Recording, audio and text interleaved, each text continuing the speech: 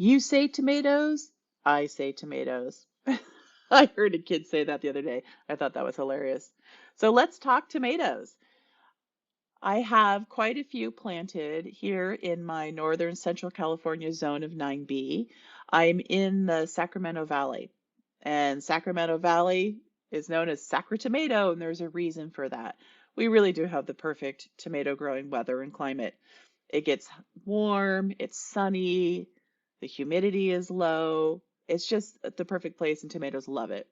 Sometimes it does get too hot.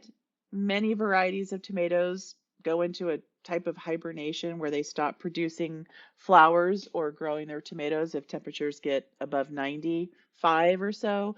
But for the most part, this is the perfect place to grow tomatoes. Unfortunately, my yard is not the perfect place to grow tomatoes. I actually have a lot of shade. My neighbors, I just have that borrowed view of these beautiful redwoods, and I love them so much. However, that means that most of my yard has some type of shade being cast on it for most of the day. Very rarely do I have more than 4 or 6 hours of sun in any one place. So I'm trying something new this year. I'm trying pots. So I have a couple heirloom varieties and I have some standard, commercial grown Home Depot type tomatoes. So I've got three outside in my front uh, patio area. I've got a Kellogg's, I've got a Abe Lincoln, and then I'm also trying an early girl. And then in the backyard, I've got a Sun Sugar and a Better Boy. And so I'm just really ramped up, keeping that soil beautiful. I've put in a mixture of planting mix and container mix and lots of Sure Start.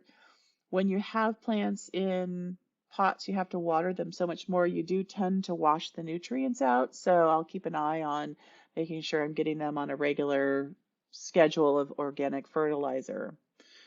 I'll let you know how that goes. I also have in my orphan garden four varieties of heirlooms.